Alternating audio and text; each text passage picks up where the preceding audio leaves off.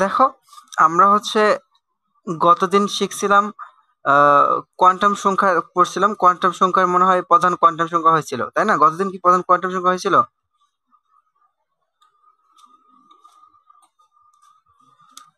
সাকিব, গতদিন কি প্রধান কোয়ান্টাম সংখ্যা হয়েছিল টোটালটা?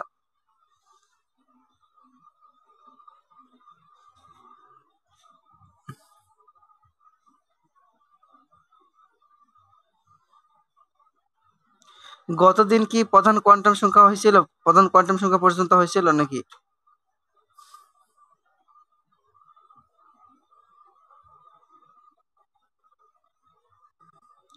ফাম ফাহমিদা রহমান, তুমি কি গতদিনের ক্লাসটা করছিলা? ওখানে কতটুকু পড়ানো হয়েছিল প্রধান কোয়ান্টাম সংখ্যা পর্যন্ত?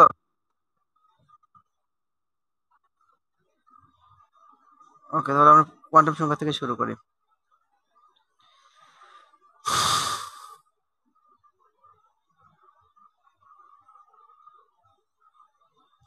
আচ্ছা, তাহলে দেখো, আমরা গতদিন কোয়ান্টাম সংখ্যা পড়ছিলাম। আমরা কোয়ান্টাম সংখ্যা কি বলছি? পরমাণুতে যে ইলেকট্রন গুলো থাকে, সেই ইলেকট্রন গুলোর অবস্থান সঠিকভাবে ব্যাখ্যা করার জন্য আমরা যেই সংখ্যাগুলো ব্যবহার করে থাকি তাদেরকে বলা হয় কোয়ান্টাম সংখ্যা। কোয়ান্টাম সংখ্যা মোট আমরা এখানে 4টা ব্যবহার করি, অর্থাৎ 4 ধরনের সংখ্যা ব্যবহার করে আমরা পরমাণুতে যে ইলেকট্রন গুলো থাকে তাদের অবস্থান সম্পূর্ণভাবে ব্যাখ্যা করতে পারি। এই 4 ধরনের কোয়ান্টাম সংখ্যাকে আমরা বলছি, প্রথমটাকে বলছি প্রধান কোয়ান্টাম সংখ্যা, দ্বিতীয়টাকে বলছি সহকারী কোয়ান্টাম সংখ্যা, তৃতীয়টাকে বলছি ম্যাগনেটিক কোয়ান্টাম সংখ্যা বা চুম্বক কোয়ান্টাম সংখ্যা, এবং চতুর্থটাকে আমরা বলছি স্পিন কোয়ান্টাম সংখ্যা বা আহ, এটাকে বলা হচ্ছে ঘূর্ণন কোয়ান্টাম সংখ্যা। আচ্ছা, তাহলে দেখো, আমরা এখন প্রধান কোয়ান্টাম সংখ্যা থেকে শুরু করি।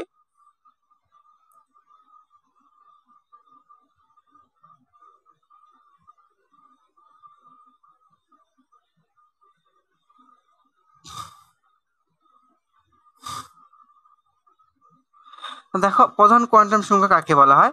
আমরা পরমাণু মডেল পড়ার সময় বোরের পরমাণু মডেলে এবং রাদারফোর্ড পরমাণু মডেলে বলছিলাম, বিশেষ করে বোর পরমাণু মডেলে স্পষ্টভাবে বলা ছিল কক্ষপথ সম্পর্কে।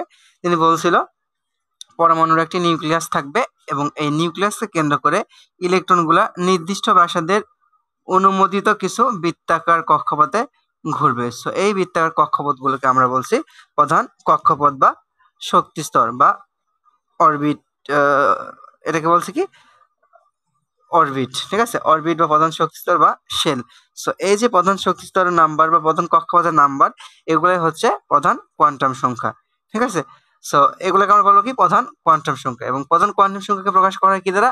এন দ্বারা প্রকাশ করা হয়, এন দ্বারা। প্রধান কোয়ান্টাম সংখ্যা প্রকাশ করা হচ্ছে এন দ্বারা, এবং প্রতিটি কক্ষপথে ইলেকট্রন থাকবে কতগুলা? 2n²। 2n²। প্রতি কক্ষপথে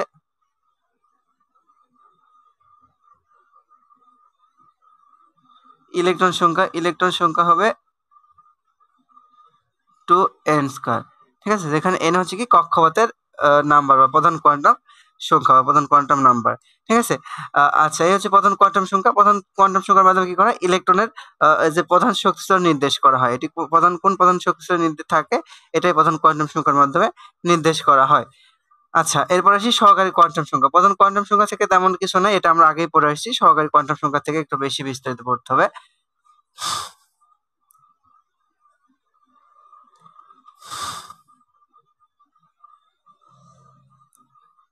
এরপর আসি কি? সহকারী কোয়ান্টাম সংখ্যা। তো সহকারী কোয়ান্টাম সংখ্যা মানে কি? প্রধান শক্তি স্তরকে আমরা আবার কি করেছিলাম? কিছু উপশক্তি স্তরে ভাগ করেছিলাম। কেন? কারণ প্রধান শক্তি স্তরের বাইরেও কি, সরি, প্রধান শক্তি স্তরগুলোর ভিতরে আবার কি ছিল? কিছু উপশক্তি স্তরে ভাগ হয়ে গিয়েছিল, যেগুলোকে আমরা বলছিলাম কি? অরবিটাল। প্রধান শক্তি স্তরকে আমরা ভাগ করে আমরা কিছু আবার কি উপশক্তি স্তরে বিভক্ত করেছিলাম। এই উপশক্তি স্তরগুলোকে আমরা বলছিলাম কি? অরবিটাল। এবং এই অরবিটাল গুলার যে সংখ্যা দ্বারা প্রকাশ করা হয় সেগুলো হচ্ছে কি? সেগুলো হচ্ছে সহকারী কোয়ান্টাম সংখ্যা। সহকারী কোয়ান্টাম সংখ্যাকে প্রকাশ করা হয় এল দ্বারা। কি দ্বারা? এল দ্বারা। দেখো, এইবার থেকে একটু ঝামেলা আছে। প্রধান কোয়ান্টাম সংখ্যার নাম্বার নির্দেশ করে সহকারী কোয়ান্টাম সংখ্যার নাম্বার নির্ভর করে প্রধান কোয়ান্টাম সংখ্যার উপর, এবং চুম্বক কোয়ান্টাম সংখ্যার নাম্বার নির্ভর করে এটার উপর। তারপর স্পিন কোয়ান্টাম সংখ্যার নাম্বার নির্ভর করে কি চুম্বক কোয়ান্টাম সংখ্যার উপর। সো দেখো এটা নির্ভর করে কি এল এর মানটা নির্ভর করে কার উপর? প্রধান কোয়ান্টাম সংখ্যার উপর। সো প্রতিটি প্রধান কক্ষপথে সহকারী কোয়ান্টাম সংখ্যা হবে কতগুলা, বা সহকারী কোয়ান্টাম সংখ্যার মান, সহকারী কোয়ান্টাম সংখ্যা এল এর মান প্রতি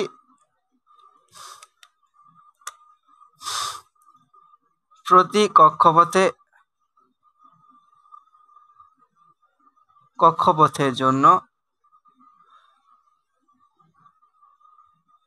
সহকারী কোয়ান্টাম সংখ্যা এল এর মান কত হবে? এল এর মান হবে 0 থেকে শুরু করে n-1 পর্যন্ত। দেখো এটা আমাদের মাথায় রাখা লাগবে। আমরা কি লিখছি? প্রতিটি কক্ষপথের জন্য সহকারী কোয়ান্টাম সংখ্যার মান হবে, সহকারী কোয়ান্টাম সংখ্যা এল এর মান হবে 0 থেকে শুরু করে n-1 পর্যন্ত। যেখানে l ইকুয়াল যদি 0 হয়, l ইকুয়াল 0 হলে সেটাকে বলা হয় s অরবিটাল। কি বলা হয়? s orbital. l ইকুয়াল 1 হলে সেটাকে কি বলা হয়? p orbital. l ইকুয়াল যদি 2 হয় সেটাকে বলা হয় d অরবিটাল। l ইকুয়াল যদি 3 হয় সেটাকে আমরা বলি f অরবিটাল। এখন পর্যন্ত এই 4টি অরবিটাল আবিষ্কৃত হয়েছে, এবং এই 4টি অরবিটালের মাধ্যমে আমরা কি করব? এগুলো হচ্ছে কি সহকারী কোয়ান্টাম সংখ্যা। সো sp df এগুলো হচ্ছে অরবিটালের নাম, আর সহকারী কোয়ান্টাম সংখ্যা তো এই যে 3 2 1 0। তাহলে দেখো যদি আমরা l এর মানটা 0 পাই সেই ক্ষেত্রে সেটাকে আমরা বলবো কি s অরবিটাল। যদি l এর মান আমরা 1 পাই সেই ক্ষেত্রে সেটাকে আমরা বলবো p অরবিটাল। যদি l এর মান 2 পাই সেই ক্ষেত্রে সেটাকে আমরা বলবো d অরবিটাল। যদি l এর মানটা আমরা 3 পাই সেই ক্ষেত্রে সেটাকে আমরা বলবো f অরবিটাল। তো আমরা এখন কি বলছি? প্রতিটি কক্ষপথের জন্য সহকারী কোয়ান্টাম সংখ্যা l এর মান হয় 0 থেকে শুরু করে n-1 মান পর্যন্ত, বা 0 থেকে শুরু করে n-1 পর্যন্ত। সো এখন আমরা কয়েকটা উদাহরণ দেখি, অর্থাৎ প্রথম কক্ষপথের জন্য কত হবে? তাহলে দেখো প্রথম কক্ষপথের জন্য n এর মান কত? 1। প্রথম কক্ষপথের জন্য n এর মান কত? 1। তাহলে n ইকুয়াল 1 হলে কত হবে? l এর মান কত হবে? l ইকুয়াল হবে কত? 0 থেকে শুরু করে কি হবে? n এর মান কত? 1 - 1 পর্যন্ত। কত হয়? এর মধ্যে কি আছে? 0, আর 1 - 1 মানে কি? 0। তাহলে 0ই থাকে। তাহলে 0 থেকে শুরু করে l, মানে প্রথম কক্ষপথের জন্য আমরা l এর মান কত পাইলাম? 0 পাইলাম। আর l এর মান যদি 0 হয় তাহলে সেখানে আমরা কয়টা শক্তি স্তর পাই? মানে কোন শক্তি স্তর পাই বা কোন অরবিটাল পাই? উপশক্তি স্তর পাই, বা অরবিটাল পাই কত? s। তাহলে এখানে কি হবে? এটাকে আমরা বলবো s অরবিটাল, যার ফলে আমরা লিখি কি 1s। ঠিক আছে? দেখো তারপরে n ইকুয়াল যদি 2 হয় কি হবে? n ইকুয়াল 2 হলে হবে l এর মান কত হবে? l এর মান হবে কত? 0 থেকে শুরু করে 2 - 1 পর্যন্ত। তাহলে কত? 0 থেকে শুরু করে 1 পর্যন্ত কি আছে? 0 আর 1। তো 0 হলে হয় কি s, আর p হলে 1 হলে কি হয়? p, যার ফলে আমরা লিখি কি 2s 2p। এর যেহেতু দ্বিতীয় কক্ষপথের অরবিটাল তাহলে 2s 2p। n এর মান যদি 3 হয়, আচ্ছা n ইকুয়াল 3 হলে কি হবে? l এর মান হবে কত? আর এগুলো না লিখি দেখো l এর মান কত হবে? 0 থেকে শুরু করে 3 - 2 পর্যন্ত, মানে কত? সরি 3 - 1 পর্যন্ত, মানে কত? 2 পর্যন্ত। তো কি থাকবে? 0 1 2। 0 হলে হবে s, তার মানে 3s। 1 হলে হবে p, তার মানে 3p। 2 হলে হবে কত? d, তার মানে কি হবে? 3d। আচ্ছা এরপরে আসি আমরা n ইকুয়াল 4 হলে কত হবে? l এর মান হবে কত? l এর মান হচ্ছে 0 থেকে 3 পর্যন্ত, 0 1 2 3। তাহলে s 4s 4p 4d 4f। l এর মান 5 হলেও কি হবে? 0 l এর মান 4 পর্যন্ত। l এর মান কত হবে? n এর মান যদি 5 হয় l এর মান 4 পর্যন্ত হবে। কিন্তু লক্ষণীয় বিষয়, আমরা 3 এর বেশি আর মান সম্পর্কে জানি না, সুতরাং আমরা spdf এর বেশি লিখবো না, অর্থাৎ 5s 5f এর বেশি আর কিন্তু হয় না, 6f এর বেশি কিন্তু আর হয় না। ঠিক আছে? কারণ আমরা যেহেতু 4টাই জানি। এখন দেখো এখান থেকে যে প্রশ্নটা হতে পারে বা হওয়ার মতো জায়গা আছে সেটি আমাকে বলবে 1s সম্ভব কিন্তু, আচ্ছা সরি 2p সম্ভব, কেন 1p সম্ভব নয়? কেন? ভালো করে বোঝো, 2p সম্ভব কেন 1p সম্ভব নয়? তো এর ব্যাখ্যাতে আমি লিখব কি? লিখব যে 1p সম্ভব নয় তার কারণ হচ্ছে আমরা জানি প্রতিটি কক্ষপথের জন্য উপশক্তি স্তর l এর মান হয় শূন্য থেকে শুরু করে n-1 পর্যন্ত। তো আমরা প্রথম কক্ষপথের জন্য জানি n এর মান 1। তো সেই সূত্র অনুসারে আমরা দেখছি এখানে l এর মান হবে 0, আর l এর মান যদি 0 হয় সেই ক্ষেত্রে আমরা পাচ্ছি s অরবিটাল, যার কারণে এটাকে আমরা বলবো কি 1s অরবিটাল। সিমিলারলি এটার ক্ষেত্রে বলবে যে কেন হচ্ছে 3D সম্ভব কিন্তু 2D সম্ভব নয়। সো তুমি সেখানে লিখবা যে আমরা জানি প্রতিটি কক্ষপথের জন্য সহকারী কোয়ান্টাম সংখ্যা l এর মান হয় 0 থেকে শুরু করে n-1 পর্যন্ত।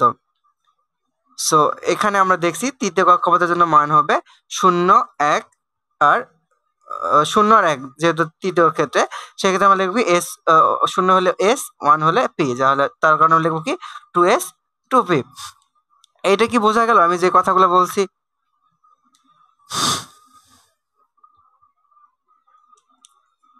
যারা যারা আছো তোমরা কি বুঝতে পারছো এগুলো আমি যা বলছি?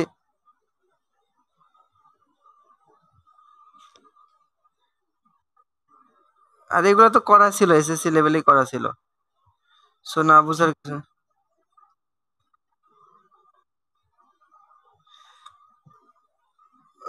তারপরে একটু আলোচনা। হ্যাঁ,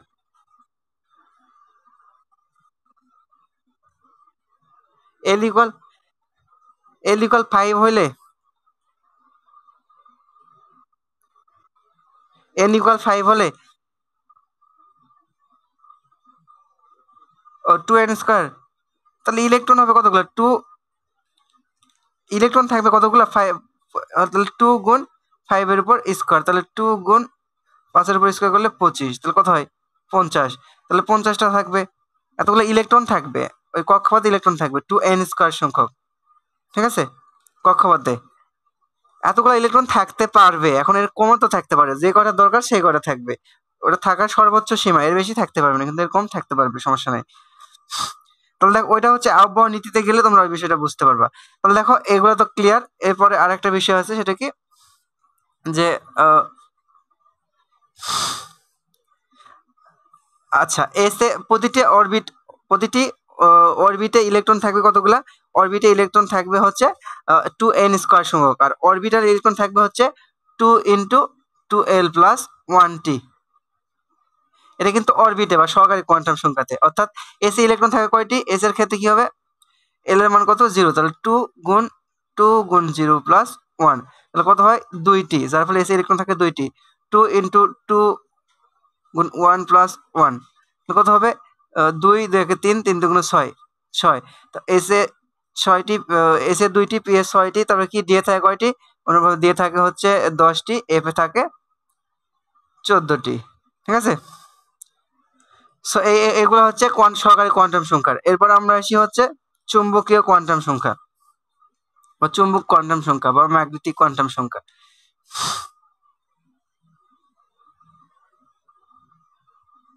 চুম্বক কোয়ান্টাম চুম্বক কোয়ান্টাম সংখ্যা কাকে বলা, কোনটাকে বলা হচ্ছে?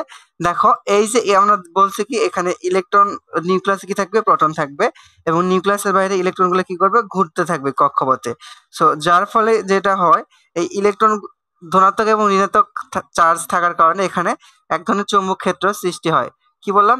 ধনাত্মক এবং ঋণাত্মক চার্জ থাকার ফলে এখানে এক ধরনের চৌম্বক ক্ষেত্রের সৃষ্টি হয়। এটাকে আমরা এই চৌম্বক ক্ষেত্রগুলোর মানগুলো আমরা লিখি যে কোয়ান্টাম সংখ্যার মাধ্যমে, সেটা হচ্ছে কি চুম্বক কোয়ান্টাম সংখ্যা বা ম্যাগনেটিক কোয়ান্টাম সংখ্যা। তো এটার ক্ষেত্রে মান কি হবে? এটা নির্ভর করে কি সহকারী কোয়ান্টাম সংখ্যার উপর। তো এটার মান হবে প্লাস মাইনাস এল আর কি 0। কি বললাম? চুম্বকীয় কোয়ান্টাম সংখ্যার মান নির্ভর করবে কি সহকারী কোয়ান্টাম সংখ্যার উপর, যেটা আমি শুরুতেই বলে আসছিলাম। তো এটার মান কত হবে? প্লাস মাইনাস এল আর 0। তো এটা কি বোঝায় আর কি? তাহলে দেখো আমি একটা যদি বলি, যেমন ধরো এল এর মান যদি 2 হয়, এল এর মান 2 হলে কি হবে? এল এর মান যদি 2 হয় সেই ক্ষেত্রে কি হবে? সেই ক্ষেত্রে হবে হচ্ছে -2 -1 0 +1 +2। 2। ঠিক আছে, সো চৌম্বকীয় কোয়ান্টাম সংখ্যার মান লেখা খুবই সহজ। আর চৌম্বকীয় কোয়ান্টাম সংখ্যা কি আমরা জানি, ইলেকট্রন এবং নিউক্লিয়াসে প্রোটন থাকে আর নিউক্লিয়াসের বাইরে ইলেকট্রন থাকে, এগুলো ধনাত্মক এবং ঋণাত্মক চার্জযুক্ত হওয়ার ফলে এখানে এক ধরনের চৌম্বক ক্ষেত্রের সৃষ্টি হয়, এবং এই চৌম্বক ক্ষেত্রের মানগুলো নির্দেশ করার জন্য যে কোয়ান্টাম সংখ্যা ব্যবহার করা হয় এটাকে বলা হয় চৌম্বক কোয়ান্টাম সংখ্যা, এবং এর মান নির্ভর করে সহকারী কোয়ান্টাম সংখ্যার উপর, এবং সহকারী চৌম্বক কোয়ান্টাম সংখ্যার মান কত হয় প্লাস মাইনাস এল আর কত 0। ঠিক আছে, সো এইগুলো চৌম্বক কোয়ান্টাম সংখ্যা। এরপর আসে স্পিন কোয়ান্টাম সংখ্যা। স্পিন কোয়ান্টাম সংখ্যার ক্ষেত্রে সহজ, কি হবে, একটা হবে প্লাস হাফ আর একটা হবে কি মাইনাস হাফ। সো একটা নির্দেশ করবে যে এটা এই দিকে ঘুরবে, একটা নির্দেশ করবে কি এটা বিপরীত দিকে ঘুরবে। অর্থাৎ তোমরা যখন ইলেকট্রন বিন্যাস করো এরকম করে বক্স করে, তখন দেখবে কি দুইটা ইলেকট্রন থাকে, একটা এরকম থাকে আর একটা কি থাকে এরকম থাকে। সো এটা বোঝাচ্ছে এইটা এই দিকে ঘুরছে এই বরাবর, আর এটা ঘুরছে কি ওই দিকে বরাবর। সো একটা প্লাস হাফ আর এটা কি মাইনাস হাফ। এটা গেল স্পিন কোয়ান্টাম সংখ্যার উপর। সেগুলো বিষয় তোমরা ইন্টারমিডিয়েটে পড়ে আসছো, সো বেশি বিষয় আর আলোচনা না করে সহজে রেখে দেই। আচ্ছা, এরপরে আমরা এই কোয়ান্টাম সংখ্যার, দেখো এখান থেকে একটা প্রশ্ন ইম্পর্টেন্ট আসে, সেটা হচ্ছে যে তোমাদেরকে বলবে যে কোনো একটা, যে এন এর মান যদি 2 হয়, এন এর মান n = 2 হলে কোয়ান্টাম সংখ্যাগুলোর মান লেখো। এন এর মান যদি 2 হয় তাহলে কোয়ান্টাম সংখ্যাগুলোর মান হিসাব করবা, লেখো। সেক্ষেত্রে কি লিখবা, আমরা হচ্ছে কি জানি কয়টা ঘর থাকবে, একটা থাকবে প্রধান কোয়ান্টাম সংখ্যা n, তারপর কি থাকবে সহকারী কোয়ান্টাম সংখ্যা l, তারপর কিসের ঘর থাকবে ম্যাগনেটিক কোয়ান্টাম সংখ্যা m, তারপর কি স্পিন কোয়ান্টাম সংখ্যা s। তাহলে দেখো এই ক্ষেত্রে n এর মান কত, এই ক্ষেত্রে n = 2, ভালো কথা। আর সহকারী কোয়ান্টাম সংখ্যার মান কত হবে, 2 হলে কত হবে 0 আর 1, একটা হবে 0 আর একটা হবে কত 1। আচ্ছা,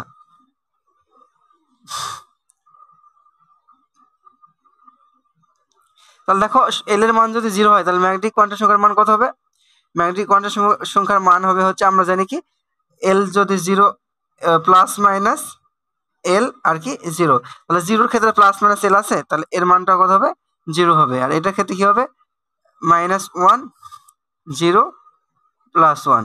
এটাকে তোমরা এইভাবে না লিখে এইভাবে লেখো, -1 0 আর কি +1। এটা গেল ম্যাগনেটিক কোয়ান্টাম সংখ্যা। তারপরে আসে স্পিন কোয়ান্টাম সংখ্যা। সো যেটাই হোক স্পিন কোয়ান্টাম সংখ্যার মান হবে কি, একটা হবে প্লাস হাফ আর একটা হবে কি মাইনাস হাফ। তো দুইটা, একটা হবে কি প্লাস হাফ একটা হবে কি মাইনাস হাফ। এই ক্ষেত্রে কি হবে, একটা হবে হচ্ছে মাইনাস হাফ আর একটা হবে কি প্লাস হাফ। এর ক্ষেত্রে কি হবে মাইনাস হাফ আর হচ্ছে আরেকটা হবে কি প্লাস হাফ। সো এই হচ্ছে চুম্বক ক্ষেত্র। যদি তোমাদেরকে বলে যে এন এর মান দিয়ে বললে বা বললো কি এম শেলে বা কে শেলে, মনে রাখবা এই যদি শেল বলুক বা কক্ষপথ বলুক এই মানগুলো বসায় দেবা, দিয়ে এরকম করে চুম্বক কি বলে কোয়ান্টাম সংখ্যার মানগুলো লিখে দেবা। এই প্রশ্নটা ইম্পর্টেন্ট, এটা বারবারই আসে, সেটা একটু গুরুত্ব সহকারে দেখো। আচ্ছা, এরপরে আমরা যেটাতে আসবো সেটা হচ্ছে নীতিগুলা। এখানে যে কয়টা নীতি আছে, আউফবাউ নীতি, তারপরে আসি হচ্ছে পলিট বর্জন নীতি, তারপর আছে কি হুন্ডের নীতি। সো এই নীতি কয়টা পরে আমরা মেন বিষয় যাব। আজকের আলোচনার সব থেকে গুরুত্বপূর্ণ বিষয় যেটা, সেটা হচ্ছে যে আমরা এই যে হাইড্রোজেন কক্ষপথের ক্ষেত্রে কক্ষপথের রাশিমালা নির্ণয় করতে বলছে, যেটা আমি তোমাদেরকে ওখানে দিয়েছিলাম না, কিন্তু এটা মানে এবার ইম্পর্টেন্ট দেওয়া আছে, সুতরাং এটাও করাই দিবনি। হাইড্রোজেনের কক্ষপথের ব্যাসার্ধ নির্ণয় এবং হচ্ছে এই কক্ষপথের শক্তির রাশিমালা, এই দুটো আমরা এই ক্লাসে শেষে করব। দেখো আগে আমরা এটা শেষ করি। তাহলে প্রথমে আসি আউফবাউ নীতি।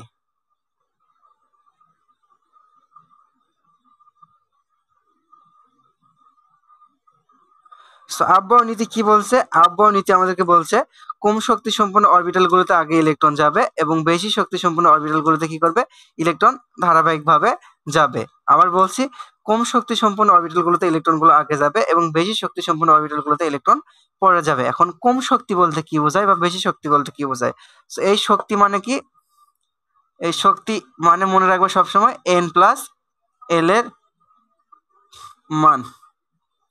শক্তি মানে কি n প্লাস n এর মান, অর্থাৎ যেই পরমাণু যেই অরবিটালে n প্লাস n এর মান সমান হবে, যেই পরমাণুর n প্লাস n এর মান কম হবে তার শক্তি কম, যার n প্লাস n এর মান বেশি তার শক্তি বেশি। সুতরাং আমরা এখান থেকে যে সিদ্ধান্তে আসতে পারি, যেই পরমাণুর যেই পরমাণু বলছি কেন, যেই অরবিটালে n প্লাস n এর মান বেশি সেটাতে ইলেকট্রন পরে যাবে, যেই পরমাণুর যেই অরবিটালে n প্লাস n এর মান কম সেটাতে ইলেকট্রন আগে যাবে।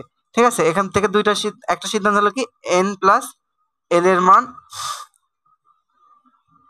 কম আগে যাবে, আর বেশি হলে কি হবে, পরে যাবে। আচ্ছা ভালো কথা, যদি n প্লাস l এর মান সমান হয় তাহলে কি হবে, যার n এর মান কম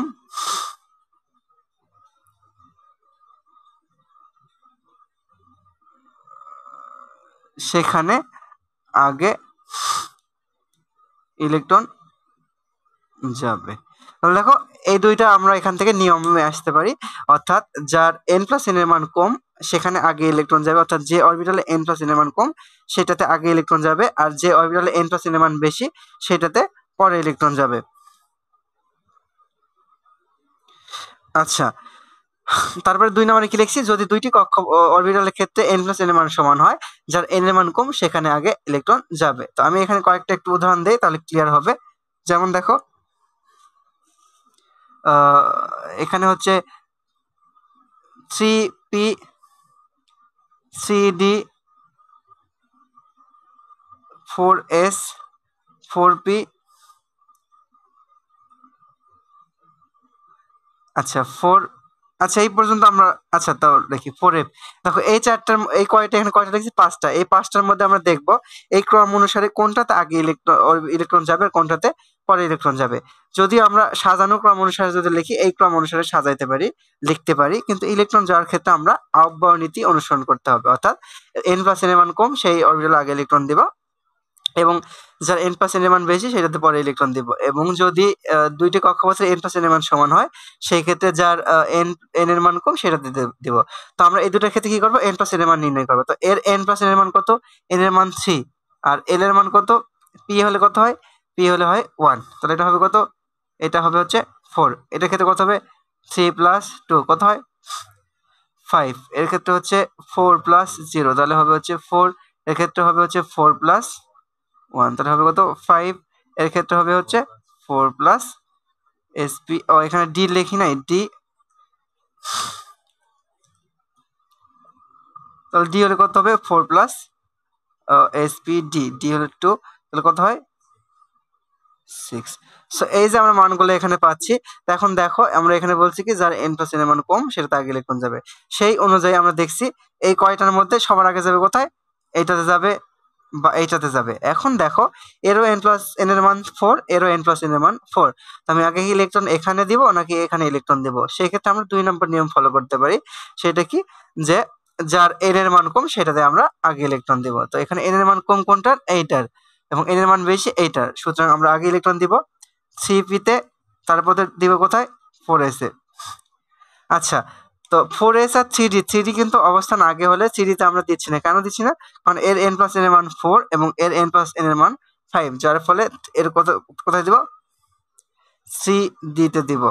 আচ্ছা ভালো কথা, এর n প্লাস n এর মান 5, এর n প্লাস n এর মান কত 5, সেক্ষেত্রে আমরা ফলো করব যার n এর মান কম, এর n এর মান 3, সুতরাং 3d তে আগে দিলাম, তারপরে 4p, তারপরে ধরো যে 4d। সো এই ধরনের বলে যে এগুলোর মধ্যে কোনটাতে আগে ইলেকট্রন যাবে। বিশেষ করে যে প্রশ্নটা বারবার আমি দেখছিলাম এখান থেকে, যে বলে যে 3d তে কেন পরে ইলেকট্রন যাবে এবং 4s এ কেন ইলেকট্রন আগে যাবে, সেই ক্ষেত্রে লিখবা আমরা জানি আহ্বায়ক নীতি অনুসারে এই যে যে কথাগুলো বলছিলাম এগুলো ব্যাখ্যা দিলেই হবে। সো এই ছিল আহ্বায়ক নীতি। এরপরে আমরা আসি পলির বর্জন নীতি।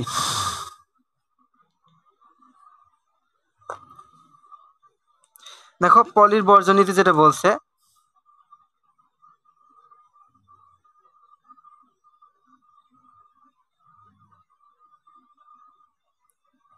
তো পলির বর্জন নীতি যেটা বলছে যে কোনো একটি পরমাণুতে যে ইলেকট্রন গুলো থাকবে, যেমন আমি তোমাদেরকে যদি বলি হাইড্রোজেন, আচ্ছা হিলিয়ামে কয়টি ইলেকট্রন আছে, 2টি, সোডিয়াম কয়টি, 11টি, ম্যাগনেসিয়াম কয়টি, 12টি। এই দেখো এই একটি পরমাণুতে যতগুলো ইলেকট্রন থাকে,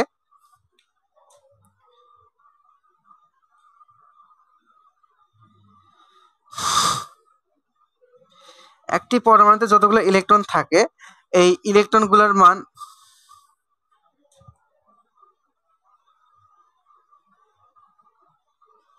একটি পরমাণুতে যতগুলো ইলেকট্রনগুলো থাকবে এই ইলেকট্রনগুলোর মান কি হবে, একটি মানের সাথে অন্য একটি মান মিলতে পারে, তবে কখনোই এই যে 4টি কোয়ান্টাম সংখ্যা থাকবে এই 4টি কোয়ান্টাম সংখ্যার মান কখনোই মিলবে না। যেমন ধরো আমি একটি ইলেকট্রন বিন্যাস করি, এটা ইলেকট্রন বিন্যাস করলে কি হবে 1s2। তো দেখো এর এই এখানে কয়টা ইলেকট্রন আছে, হিলিয়ামের 2টা ইলেকট্রন আছে। সো এর দেখো এখানে যে 2টা ইলেকট্রন আছে আমরা বক্স বানাই এখন। হ্যাঁ, সমাধান কি এস অরবিটাল এরকম হয়, একটি ঘর থাকে। তাহলে দেখো এই যে 2টি ইলেকট্রন, এটার ক্ষেত্রে কি হবে, এর ক্ষেত্রেও এল এর মান এন এর মান 1, এর ক্ষেত্রেও এন এর মান 1, এর ক্ষেত্রেও এল এর মান কত 0, এর ক্ষেত্রেও এল এর মান 0। তাহলে এন এর মান কত হলো, প্রথম ক্ষেত্রে এন ইকুয়াল 1, এর ক্ষেত্রে কত 1, এর ক্ষেত্রে কত এল এর মান 0, এর ক্ষেত্রে কত 0। আচ্ছা, ভালো কথা। তারপরে আসি কি স্পিন কোয়ান্টাম ম্যাগনেটিক কোয়ান্টাম সংখ্যা 0 হলে কি হবে, এর ক্ষেত্রে এর ক্ষেত্রে 0 হবে, এর ক্ষেত্রে কি হবে 0 হবে। তাহলে দেখো 3টি কোয়ান্টাম সংখ্যার কি মান কি হয়ে গেছে, এক হয়ে গেছে, এক হয়ে গেছে না। এখন চতুর্থ যে কোয়ান্টাম সংখ্যার মান আছে এটা কি হবে, অবশ্যই ভিন্ন হবে। এটাকে এভাবে বলা ছিল, যদি 3টি কোয়ান্টাম সংখ্যার মান এক হয় তাহলে অবশ্যই চতুর্থ কোয়ান্টাম সংখ্যার মান ভিন্ন হবে। কি হবে দেখো, আমরা বলছি কি একটা হবে -12 আর একটা হবে কি +12। তো এর স্পিন কোয়ান্টাম সংখ্যার মান হবে কত, -12 আর এটা হবে কত +12। সো দেখো এই যে 4টি কোয়ান্টাম সংখ্যার মান প্রথম 3টি সমান হলেও শেষেরটি কিন্তু সমান হয়নি। এমন হতেই পারে যে শেষের গুলো সমান হচ্ছে, প্রথম এটা সমান হয়নি। তো 4টির মধ্যে যে কোনো একটির মান সমান হবে না। এটি হচ্ছে পলির বর্জন নীতি, এবং বিজ্ঞানী পলি এই বিষয়টা হচ্ছে প্রথম হচ্ছে কি করে পর্যবেক্ষণ করে, সেটা হচ্ছে পলির বর্জন নীতি। এরপরে যেটি আছে এটি হচ্ছে হুন্ডের নীতি। হুন্ডের নীতি কি বলে, হুন্ডের নীতি আমাদেরকে বলে যে সমশক্তি সম্পন্ন যে অরবিটাল গুলো আছে, এই সমশক্তি সম্পন্ন অরবিটাল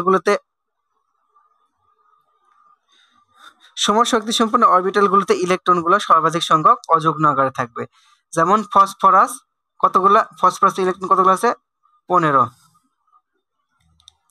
একটু ইলেকট্রন বিন্যাস করা যাক।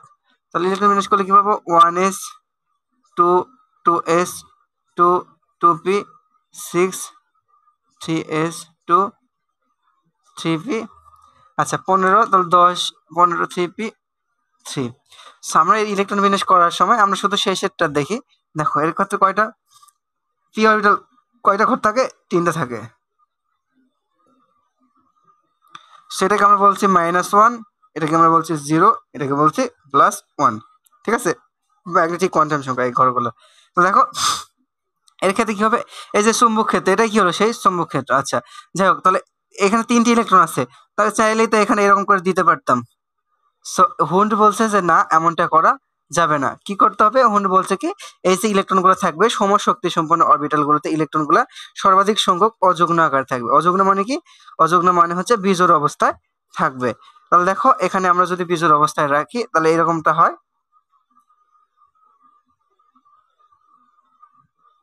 একটা দিলাম এখানে, একটা দিলাম এখানে, একটা দিলাম। সেটা হচ্ছে ফসফরাসের হুন্ডের নীতি অনুসারে ইলেকট্রন বিন্যাস, বোঝা গেছে। এবং এটাকে যদি 4টি ইলেকট্রন থাকতো তখন কি করতাম, এখানে দিতাম। কখনো আমি এরকম করে দিব না যে এখানে 2টা দিলাম এখানে 2টা দিলাম, না এমনটা করা যাবে না। একটা একটা করে দিব, সর্বাধিক সংখ্যক অযুগ্ম অর্থাৎ বেজোড় আকারে আমাদের করে রাখার চেষ্টা করা লাগবে। সো এই ছিল হুন্ডের নীতি। সো আমরা দেখো এখান থেকে যে নীতিগুলো যেগুলো যেগুলো শেখার দরকার শিখছি। তাহলে এই অধ্যায় থেকে যে যে বিষয়গুলো আমি আলোচনা করছি এগুলো পড়লে এনাফ। এবং এই পর্যায়ে আমরা 2টি গাণিতিক প্রশ্ন বা সূত্র প্রতিপাদন করব, তাহলে আমরা আমাদের এই অধ্যায় থেকে মোটামুটি একটি ইয়ে হয়ে যাবে। তো দেখো আমরা সূত্রটাতে যাচ্ছি, তার আগে আমি একটু আমার হচ্ছে সেশনের মেয়াদ প্রায় শেষের দিকে। আমরা জানি জুমে হচ্ছে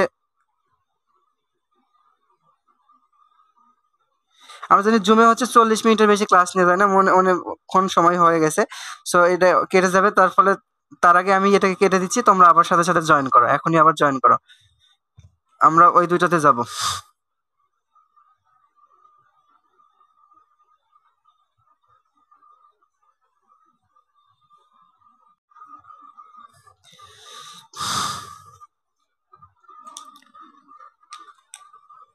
এখন কয়জন ছিল একটু আগে,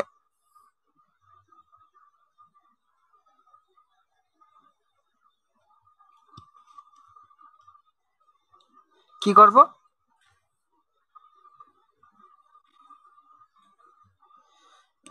আমি হচ্ছে ওইটা একটু মিস্টেক করে বলে ফেলছিলাম, তারপরে তো গ্রুপে লিখছি আবার যে ক্লাস আগে হবে, ওটা একটু মিস্টেক হয়ে গিয়েছিল।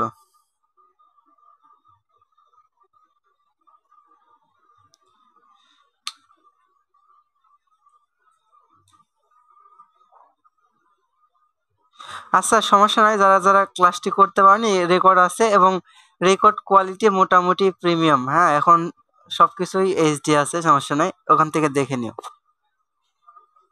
ঠিক আছে, এখন কি 6 জনই ছিল একটু আগে?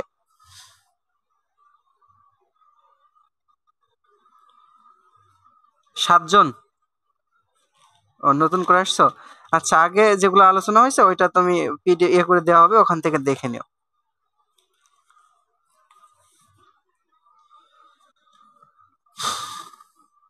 ইলেকট্রন বিন্যাস না, আমরা হচ্ছে এই অধ্যায় টোটালটা শেষ করে ফেলছি। আবহাওয়া নীতি, হুন্ডা নীতি, পলিবর্জন নীতি, তার সাথে হচ্ছে ইয়ে ছিল, কি বলে এটা, কোয়ান্টাম সংখ্যাগুলো ছিল, কোয়ান্টাম সংখ্যা নির্ণয় করা, এগুলো শিখেছি। হ্যাঁ, এখন আমরা হচ্ছে এই যে দুইটা প্রশ্ন ছিল, এই প্রশ্ন দুটো একটু দেখি।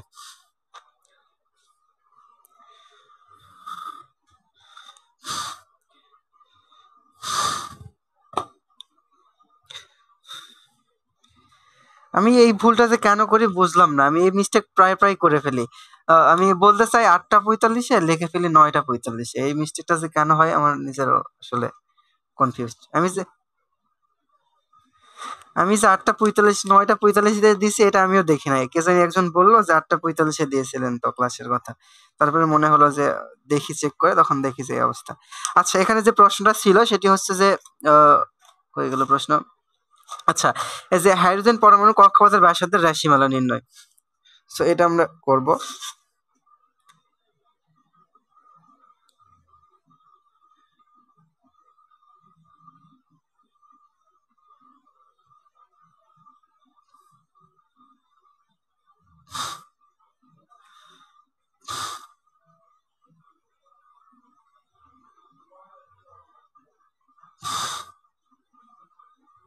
আচ্ছা, হাইড্রোজেনের পরমাণুর কক্ষপথের রাশিমালা নির্ণয়, অথবা যে কোনো একটি পরমাণুর কক্ষপথের রাশিমালা নির্ণয়। সো ফার্স্ট অফ অল আমরা যে কাজটি করব, যে কোনো একটি পরমাণুর কক্ষপথের রাশিমালা নির্ণয় করব, এবং এখান থেকে আমরা হাইড্রোজেন পরমাণুর কক্ষপথের রাশিমালাটা নির্ণয় করব সর্বশেষে। সো আমরা এইটা নিয়ম শিখলে আমরা যে কোনোটাই নির্ণয় করতে পারবো। তো দেখো, আমরা একটু পরমাণু মডেলের দিকে আবার চলে যাই। পরমাণু মডেল আমাদের কি বলছিল, একটি নিউক্লিয়াস থাকবে এবং এই নিউক্লিয়াসকে কেন্দ্র করে ইলেকট্রনগুলো ঘুরবে। যদিও এই নিউক্লিয়াস মানে যে কক্ষপথ, সেটা এত সুন্দর আঁকাবাঁকা হবে না। আমার হাত যথেষ্ট সুন্দর, মানে চিত্রর দিক থেকে, সো যার ফলে আমার অবস্থা এরকম একটু মানে নাও। এটা তোমরা অবশ্যই কম্পাস দিয়ে বানাবা যদি কোথাও চিত্র বানানোর প্রয়োজন পড়ে। সো এটা হচ্ছে আমাদের নিউক্লিয়াস, এবং এইটা হচ্ছে কক্ষপথ। তো দেখো, এই কক্ষপথে ইলেকট্রন গুলো কি করবে, ঘুরবে। আর নিউক্লিয়াসে কি থাকবে, প্রোটন থাকবে। আরো একটা বিষয় থাকে, সেই আরেকটা জিনিস থাকে, সেটা কি, সেটা হচ্ছে নিউট্রন। কিন্তু নিউট্রনের কি কোনো চার্জ আছে? চার্জ নেই, সুতরাং ওইটা নিয়ে আমরা কোনো কাজ করব না। ঠিক আছে, আমরা দেখব এখানে আছে কি, এখানে আছে হচ্ছে প্রোটন, এবং বাইরে আছে কি, ইলেকট্রন। আচ্ছা, তাহলে এই হচ্ছে চিত্র। আমরা এখন কয়েকটা জিনিস ধরে নিব। তো দেখো, এটা আমি তোমাদেরকে পিক তুলে দিব নি ক্লাস শেষে, তাহলে তোমরা বুঝতে সুবিধা হবে। এগুলো আমি না লিখি, এখানে যেটা যেটা লেখা ছিল যে মনে করি একটি পরমাণুতে জেডটি প্রোটন আছে। আচ্ছা, তাহলে লিখি, প্রোটন সংখ্যা কত?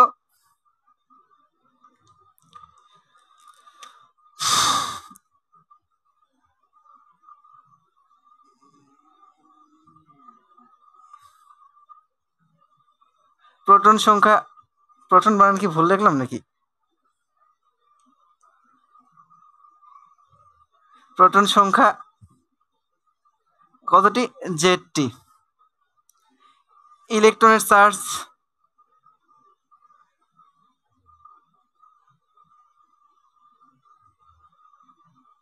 ইলেকট্রনের চার্জ ই।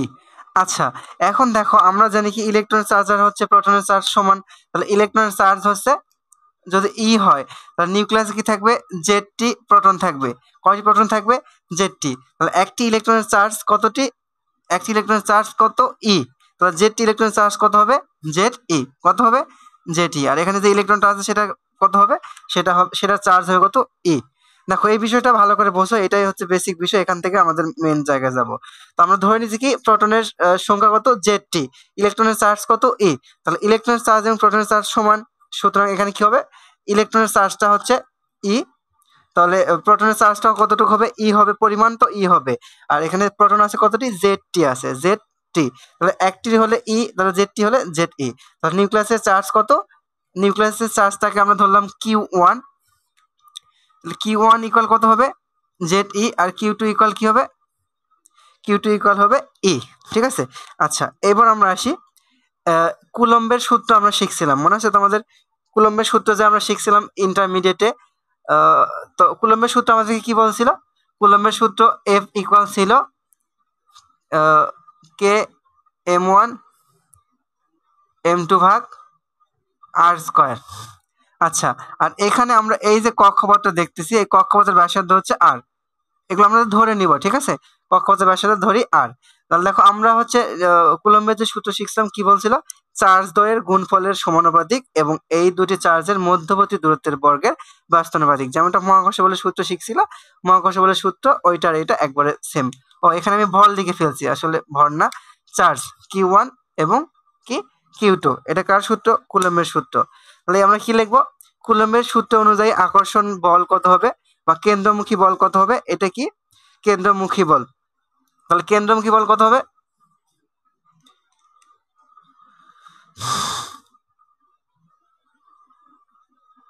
কেন্দ্রমুখী বল হবে F equal K Q1 Q2 ভাগ R স্কয়ার। তো এখন দেখো Q1 এর মান কত, Q1 এর মান হচ্ছে ZE, আর Q2 এর মান কত E, Q2 এর মান কত E।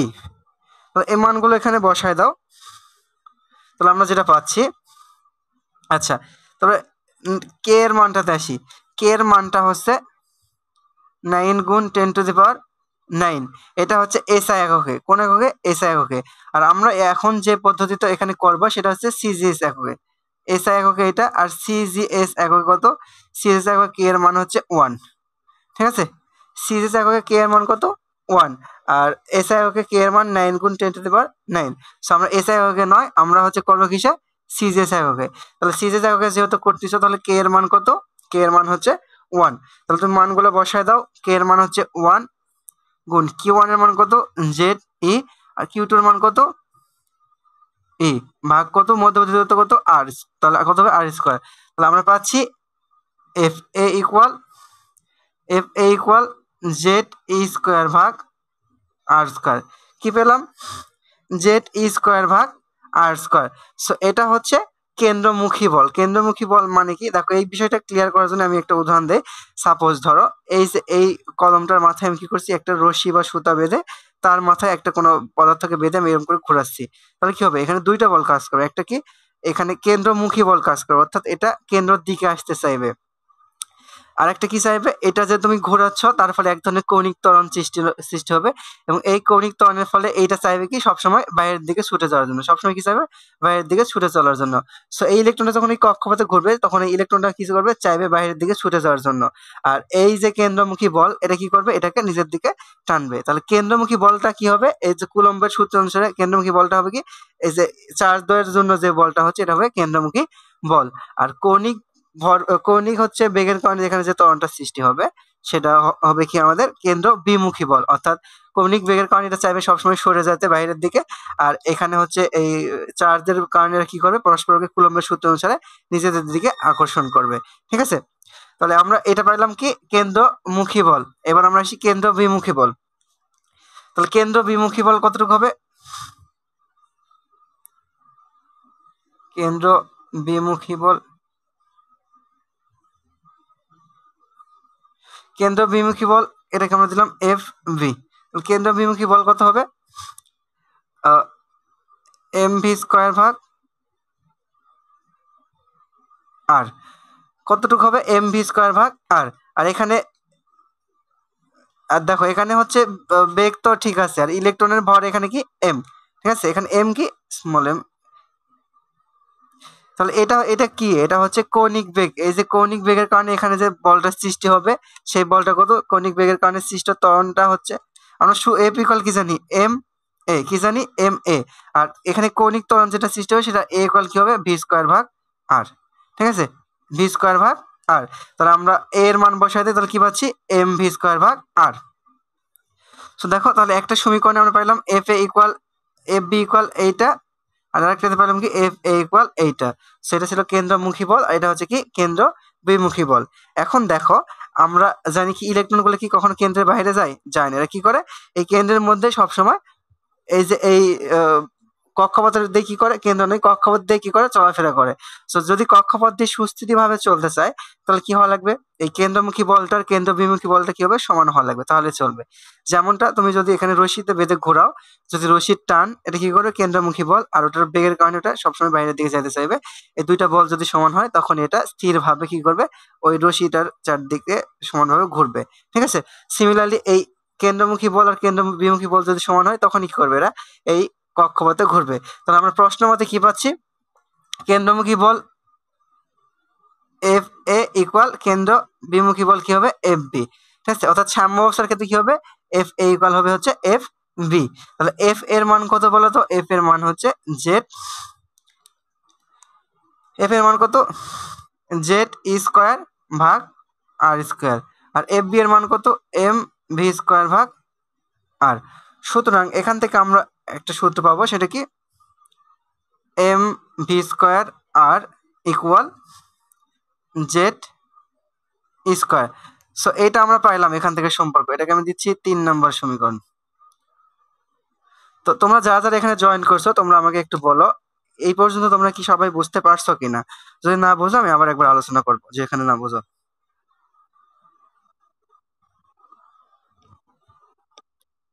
সবাই কি বুঝতে পারছো?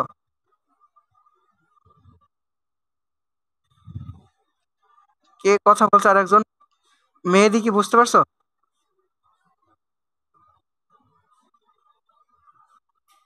কিউট,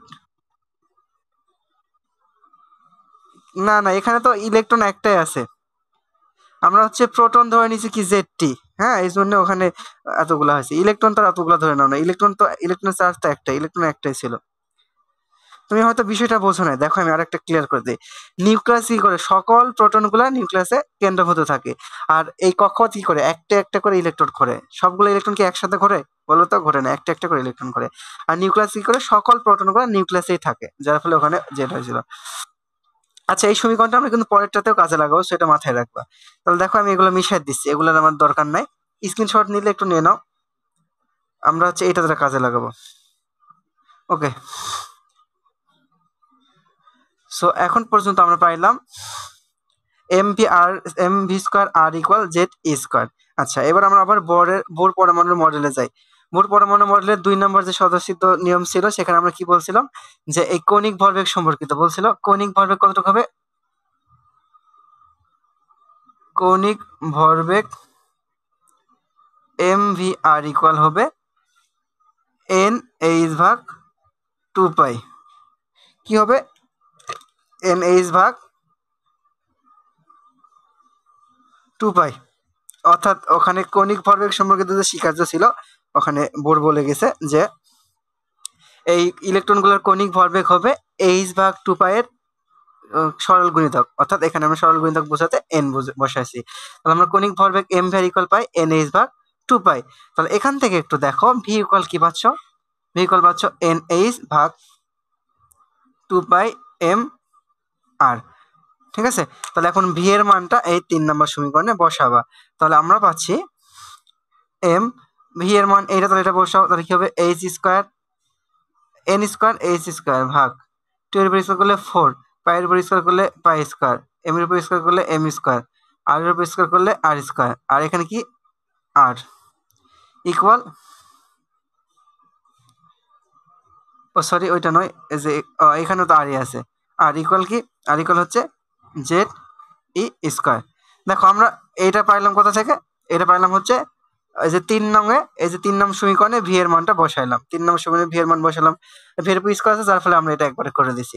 দেখেন একটু ক্যালকুলেট করে কি হয়, দেখো এই এম আর এম স্কোয়ার কাটা যায়, তাহলে কি থাকে এন স্কোয়ার এইচ স্কোয়ার ভাগ 4 পাই স্কোয়ার, এম এই আর আর এই যে আর স্কোয়ার আর কাটলে কি হয় আর, ইকুয়াল কি হয় জেড ই স্কোয়ার। তাহলে আমরা নির্ণয় করবো কিসের মান, আর এর মান নির্ণয় করবো। তো আর ইকুয়াল কি হবে, বা আর ইকুয়াল হবে হচ্ছে N square H square 4 pi square M Z Z E to the Z square R. ঠিক আছে, এটা হচ্ছে কি, এটাই আমাদের কাঙ্ক্ষিত মান, অর্থাৎ এই যে কক্ষপথের ব্যাসার্ধ, কিসের ব্যাসার্ধ, কক্ষপথের ব্যাসার্ধ। কক্ষপথের ব্যাসার্ধ ধরে নিয়েছিল কত, আর। তাহলে এই কক্ষপথের ব্যাসার্ধটাই কিন্তু এখানে নির্ণয় হলো। তাহলে কক্ষপথের ব্যাসার্ধ আমরা কত পেলাম, আর পেলাম। কিন্তু এখানে আমরা কিন্তু হাইড্রোজেনটা বের করিনি, করছি। এটা আমরা যে কোনো একটি পরমাণুর কক্ষপথের ব্যাসার্ধ নির্ণয় করছি, কোন কক্ষপথের, এন তম কক্ষপথের। ঠিক আছে, এখন আমি বের করতেছি কিসের, হাইড্রোজেন পরমাণুর ক্ষেত্রে। যদি তোমাদের পরীক্ষাতে উল্লেখ করে না দেয় যে হাইড্রোজেন পরমাণুর ক্ষেত্রে, সেই ক্ষেত্রে তোমরা এই পর্যন্ত করলেই হবে। আর যদি হাইড্রোজেন পরমাণুর ক্ষেত্রে উল্লেখ করে দেয়, তাহলে দেখবা আমরা জানি কি হাইড্রোজেন পরমাণুর প্রোটন সংখ্যা কয়টি, পরমাণুর সংখ্যা 1, প্রোটন সংখ্যা কত 1, তাহলে জেড মান কত হবে 1 হবে। তাহলে এখানে জেড যেখানে আছে সেখানে বসাবো কত 1। তাহলে আর ইকুয়াল হবে হাইড্রোজেন পরমাণুর ক্ষেত্রে কত হবে, এন স্কোয়ার এইচ স্কোয়ার ভাগ 4 পাই স্কোয়ার এম আর ই স্কোয়ার। আর জেড এর মান যেহেতু 1, লেখক সাইডে যেহেতু জেড ইকুয়াল 1। বোঝা গেছে, এই ছিল কক্ষপথের ব্যাসার্ধ।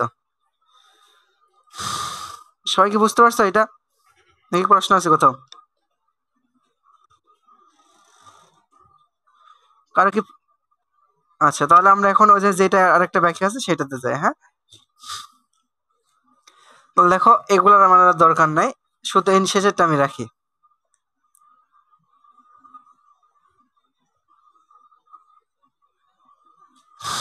তাহলে এই পর্যায়ে আমরা আরেকটা প্রশ্ন আছে, সেটা কি, শক্তির সমীকরণ বের করা লাগবে। কি বের করা লাগবে, হাইড্রোজেন কক্ষপথের শক্তির সমীকরণ, শক্তির রাশিমালা। আচ্ছা, তাহলে ইলেকট্রনের মোট শক্তি কত হবে, মোট শক্তি হবে কত,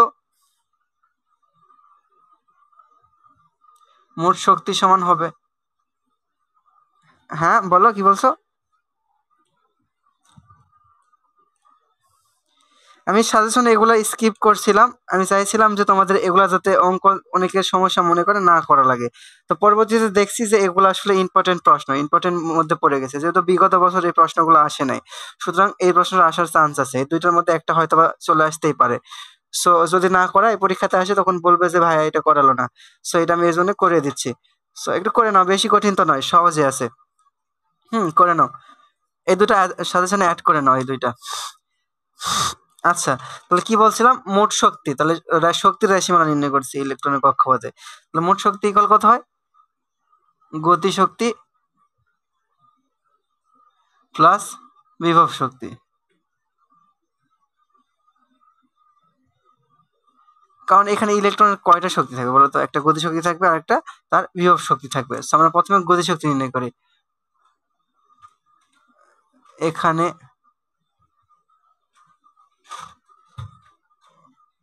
গতি শক্তি ইকে ইকুয়াল কি হয়, ইকে ইকুয়াল জানি আমরা half M V square. E K equal কি জানি আমরা, হাফ এম ভি স্কয়ার। এখানে এম হচ্ছে ইলেকট্রনের ভর আর ভি হচ্ছে কি ইলেকট্রনের বেগ। আবার দেখো এখানে যে সমীকরণ একটা শিখছিল, এখানে ছিল সমীকরণ কি জানি, আবার এম ভি স্কয়ার আর ইকুয়াল কি জেড ই স্কয়ার। এই যে এই সমীকরণটা যেটা আমি বলছিলাম এটা আমাদের দরকার আছে, এম ভি স্কয়ার আর ইকুয়াল জেড ই স্কয়ার। তাহলে দেখো এম ভি স্কয়ার ইকুয়াল কি হবে, জেড ই স্কয়ার ভাগ আর হবে। তাহলে এটাকে আমি দিলাম 2 নাম্বার, এটাকে দিলাম 1 নাম্বার। সো সমীকরণ 1 2 থেকে কি লিখতে পারি, ই কে ইকুয়াল লিখতে পারি half Z E square divided R. বোঝা গেছে, তাহলে গতিশক্তি কত হলো, ই K equal half Z E square divided আর। আচ্ছা, আবার বিভব শক্তি কত হবে, আবার বিভব শক্তি হবে, বিভব শক্তি ইপি ইকুয়াল হবে হচ্ছে মাইনাস জেড স্কোয়ার ভাগ আর, মাইনাস জেড স্কোয়ার ভাগ আর। এখন এটা কোথা থেকে আসলো, এটা অনেকের মনে প্রশ্ন যে আপনি কেন জেড স্কোয়ার ইকুয়াল আর লিখলেন, সেটা বোঝাতে অবশ্যই বুঝাই দিতে হবে। দেখো তার কারণ হচ্ছে এখানে এই বিভব শক্তিটা কতটুকু হবে ইলেকট্রনের মধ্যে, অসীম থেকে ইলেকট্রনটাকে কি করবা, এই যে এই আর ব্যাসার্ধের যে কক্ষপথ, এই কক্ষপথে নিয়ে আসবা। আবার বলছি, অসীম থেকে এই ইলেকট্রনটাকে এই ব্যাসার্ধের কক্ষপথে নিয়ে আসতে যে পরিমাণ শক্তি দেওয়া লাগে এটাকে বলা হয় বিভব শক্তি। ঠিক আছে, তাহলে এখন ধরো আমরা জানি কি কাজ বা শক্তি ইকুয়াল কি ডাব্লিউ ইকুয়াল কি বল গুণ সরণ। তাহলে বল গুণ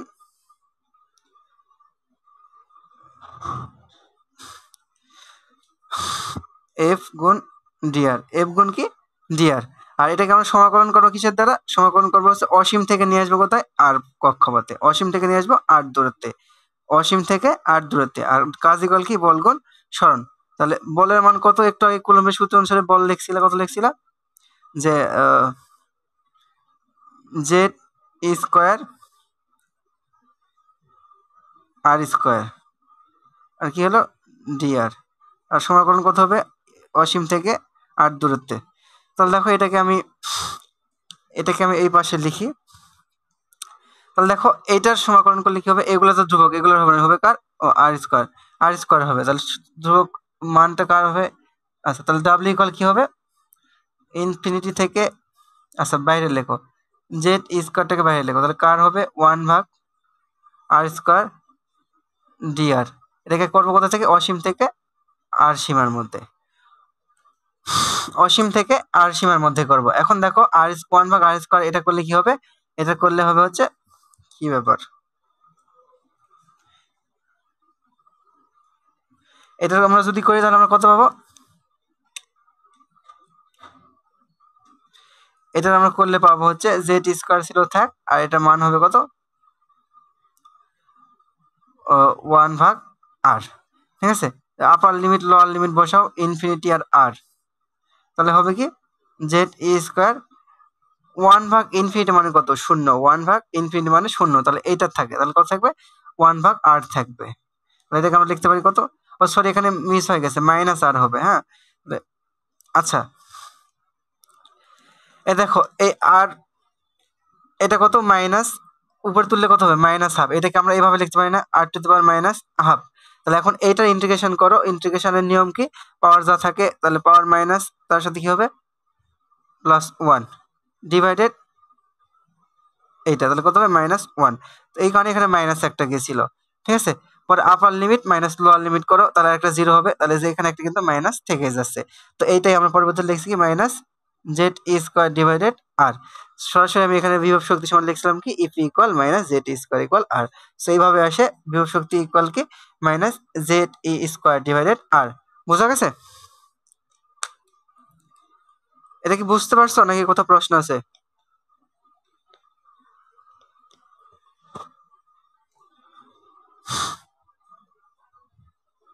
কি সবাই কি ঘুমিয়ে গেছো নাকি?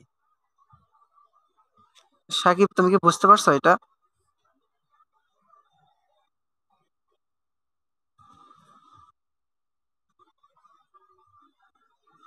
বুঝতে পারছো?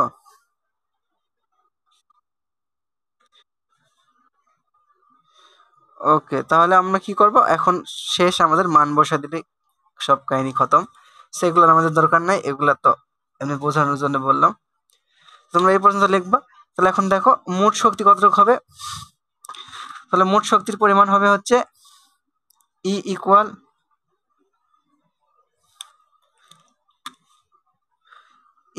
হচ্ছে half E Z Z square ভাগ আর মাইনাস জেড স্কোয়ার ভাগ আর। যেহেতু বিভব শক্তি গতি শক্তি ছিল এইটা, মাইনাস প্লাস কি বিভব শক্তি, সো এইটা প্লাস। এখন ঠিক আছে না?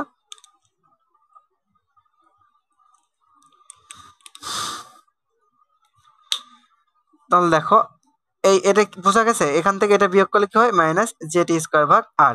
এখন আর এর মানটা তুমি নির্ণয় করে রাখছো না, এটা জাস্ট বসায় দাও, তাহলে তোমার উত্তর হবে। তাহলে ভাগ আকারে আছে, তাহলে আমরা পাবো কি মাইনাস জেড স্কোয়ার, দেখো নিচে যাবে কি এন স্কোয়ার এইচ স্কোয়ার গুণ উপরে যাবে কি 4 pi square M Z square R. So R এর মানটা আমরা সিম্পলি বসায় দিয়েছি। তাহলে ক্যালকুলেট করো, মাইনাস দেখো 4 আর, ও সরি, এখানে এ থেকে বাদ দিলে কত হবে? মাইনাস হাফ হবে। হ্যাঁ, মাইনাস হাফ হবে, এখানে মিস হয়ে গেছে। ক্যালকুলেট করো, এটা মাইনাস এইটার থেকে এটা বাদ দিলে মাইনাস হাফ হবে, মাইনাস হাফ জেড স্কোয়ার ভাগ আর স্কোয়ার। তাহলে এখানে একটা 2 থাকবে, তাহলে এই 2 আর এটা কাটো, তাহলে কত থাকে 2, 2 থাকে 2 জেড, এই জেড আর এই জেড মিলে কি হয় জেড স্কোয়ার, এই স্কোয়ার আর এই স্কোয়ার মিলে কি হয় e⁴, তারপরে পাই স্কোয়ার লেখো পাই স্কোয়ার, আচ্ছা এম, তারপরে কি আর ডিভাইড কি থাকে নিচে, নিচে থাকে হচ্ছে ছিল লেখো এন স্কোয়ার এইচ স্কোয়ার।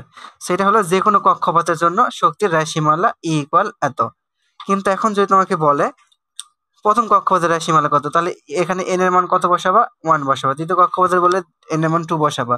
আবার যদি হাইড্রোজেন পরমাণুর ক্ষেত্রে বলে তাহলে হাইড্রোজেন পরমাণুর ক্ষেত্রে জেড এর মান কত, জেড এর মান 1, তাহলে জেড জেড স্কোয়ার থাকবে না। হাইড্রোজেন পরমাণু যখন নির্ণয় করো তখন এটা আসবে কত 2 e⁴ পাই স্কোয়ার এ পাওয়ার ভাগ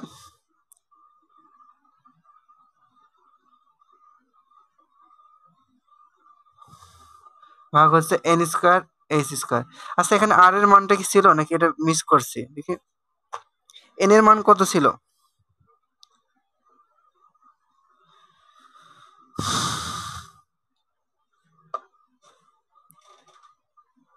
এই যে আরটা একটু বেশি চলে আসছে, আর হবে না, তো শুধুমাত্র এইটুকু হবে। হ্যাঁ 4 পাই এম e⁴ ই টু কই গেল e⁴ আর পাই স্কোয়ার এম, আর জেড এর মান তো জেড এর মান কি হয়ে গেল 1 হলো, এই পোলার বসানো হলো জেড ইকুয়াল 1।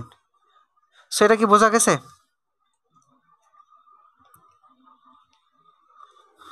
তোমরা কি বুঝতে পারছো এটা নাকি কোথাও সমস্যা?